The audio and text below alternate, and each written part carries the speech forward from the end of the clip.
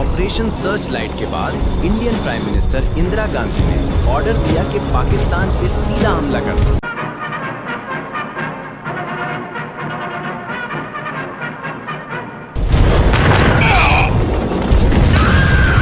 पाकिस्तान ने भी अपने टैंक रेजिमेंट को फ्रंटलाइन पे भेज दिया।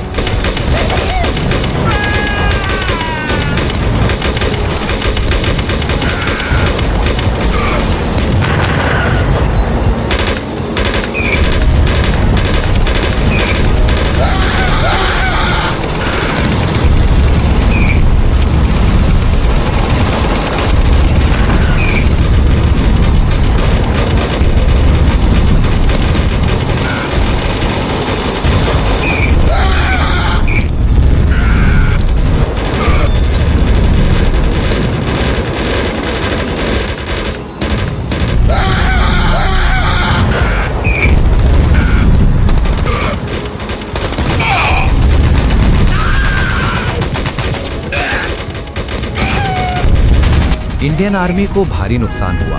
उसके टैंक रेजिमेंट पूरी तरह से पैरालाइज हो गए और उसकी भारी तादाद में सोल्जर्स मारे गए।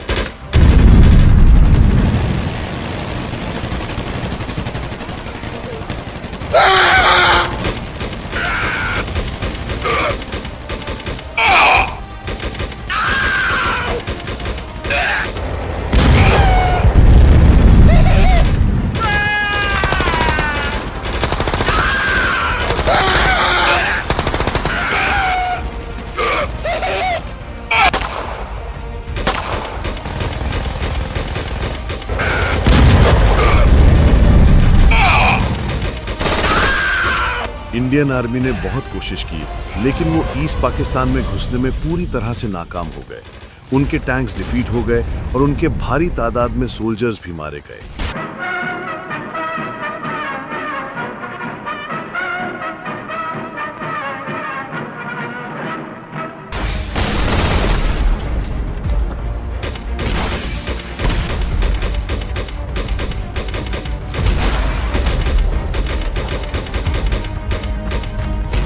फिलहाल इस होने वाले विक्ट्री को देखकर जनरल नियाजी के हौसले बहुत बुलंद थे। बजाय ईस्ट पाकिस्तान की सरहदों की हिफाजत करने के, उसने डिफेंस फौज को ऑर्डर दिया कि इंडिया पे हमला कर दो।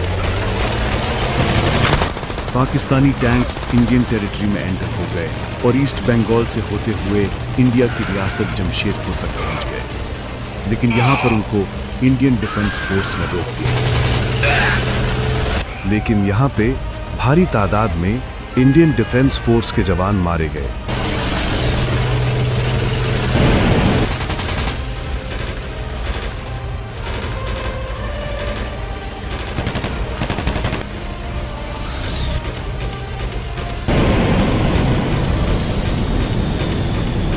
बिना किसी एयर सपोर्ट के ये टैंक इंडियन एयरफोर्स का आसान शिकार बन गए।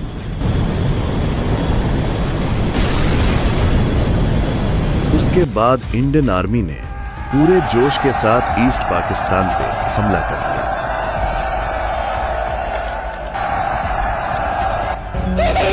और पाकिस्तान ने भी अपनी फौज को बॉर्डर पे भेज दिया और देखते ही देखते एक जबरदस्त लड़ाई छिड़ गई।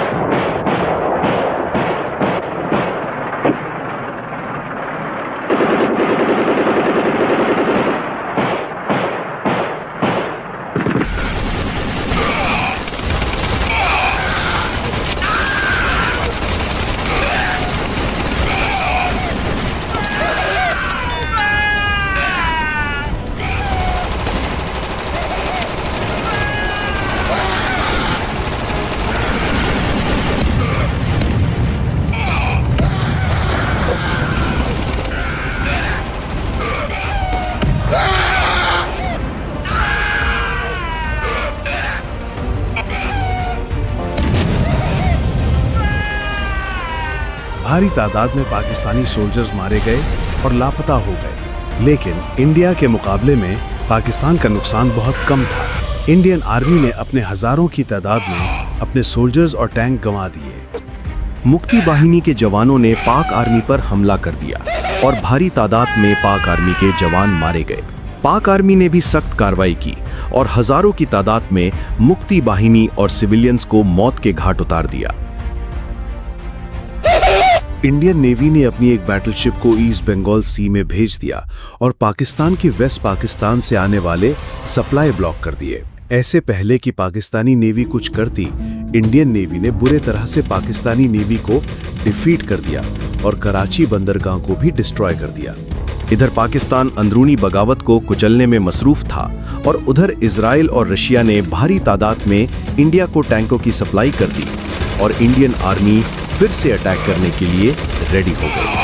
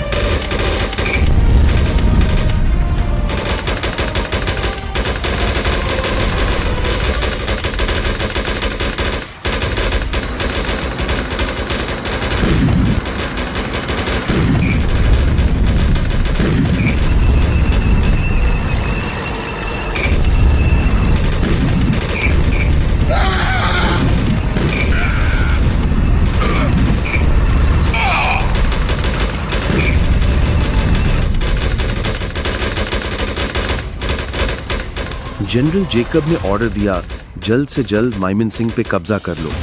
माइमनसिंह कब्जा होते ही ईस्ट पाकिस्तान की कमर टूट जाएगी और जनरल नियाजी सरेंडर करने पर मजबूर हो जाएगा। इंडियन टैंक्स और इन्फेंट्री ने अपना रफ मेमनसिंह की तरफ मोड़ लिया। अब वो ढाका पे नहीं, मेमनसिंह पे अटैक करने वाले थे और जनरल नियाजी को लगा कि अब इंडियन आर्मी पीछे हट रही है। दरअसल ये एक ट्रैप था जिसमें नियाजी बुरी तरह से फंसने वाला था।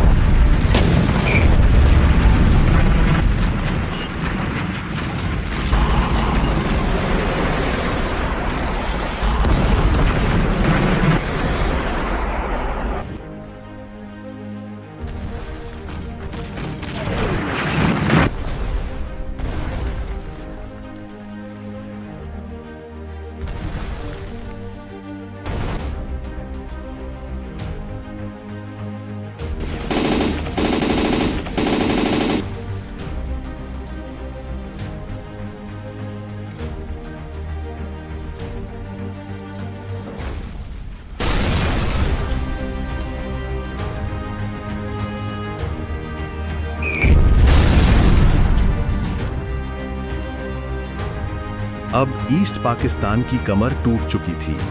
अब जनरल जेकब ने पूरे पावर और शिद्दत से ढाका पे अटैक किया। इंडियन आर्मी ने ढाका को चारों तरफ से घेर लिया, लेकिन पाकिस्तानी फौज बड़ा कड़ा मुकाबला कर रही थी।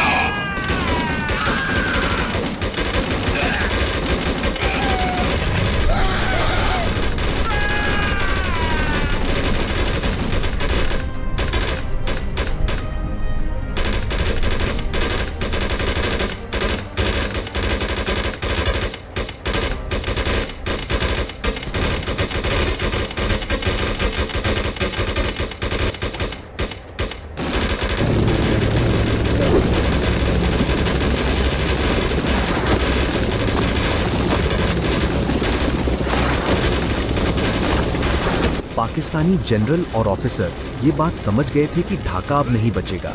इसलिए कुछ पाकिस्तानी जनरल और ऑफिसर हेलीकॉप्टर पे बैठ के बर्मा की तरफ भाग गए और कुछ जनरल और ऑफिसर जंग से फरार होके अरेबियन सी के रास्ते बलूचिस्तान की तरफ भाग गए। लेकिन कुछ पाकिस्तानी जनरल और ऑफिसर भाग ही रहे थे कि इंडियन बैटलशिप ने उनके हेलीकॉप्टर को डिस्ट्रॉय कर दिया और वो सब मारे गए। अब पीछे सिर्फ जनरल नियाजी और कुछ ऑफिसर और 93,000 सोल्जर्स ही रह गए थे। जनरल नियाजी ने जनरल याहिया से हेल्प मांगी, लेकिन मशरकी पाकिस्तान से कोई जवाब नहीं आया।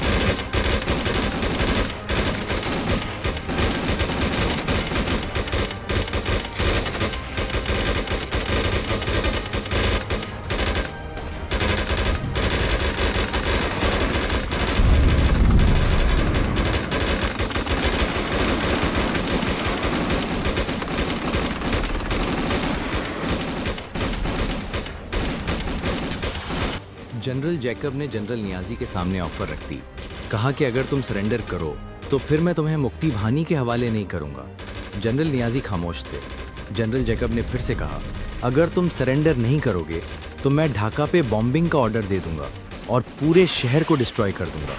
ये बोलकर जैकब नियाजी के ऑफिस से बाहर निकल आए और सोचा कि मैंने तो नियाजिया को धमकी दे डाली, लेकिन ढाका पे बमबारी करने के लिए मेरे पास तो एयरफोर्स नहीं है। अगर नियाजिया ने इनकार कर दिया तो क्या होगा। बहरहाल टाइम खत्म हो गया और जैकब फिर से नियाजी के ऑफिस में गए और कहा कि तुमने क्या सोचा सरेंडर का। जनरल नियाजी खामोश थे, बिल्कुल उन्होंने कोई भी जवाब नहीं दिया। फिर कुछ देर के बाद जनरल जैकब ने कहा कि तुम्हें यह सरेंडर पक्का समझूं। चुनाच जनरल नियाजिया ने हथियार डाल दिए और सरेंडर कर दिया। उसके साथ 93,000 सोल्जर्स ने भी हथियार डाल दिए।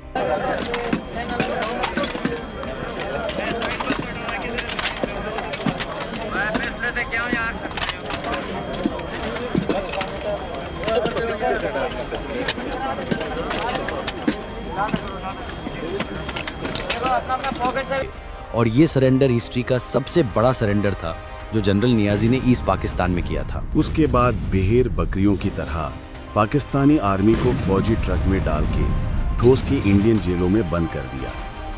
और उसके साथ ये 1971 के वॉर भी एंड हो गई, जिसमें कि सबने ये सोचा था कि इंडिया बांग्लादेश में कब्जा करके उसको अपनी कॉलोनी बना देगा बरतानिया की तरह, या तो फिर अपनी कठपुतली सरकार बना देगा। बांग्लादेश में इंडिया ने ऐसा कुछ भी नहीं किया और बांग्लादेश को एक आज़ाद कंट्री बना दिया और अपनी आर्मी बांग्लादेश से विड्रॉ कर दिया।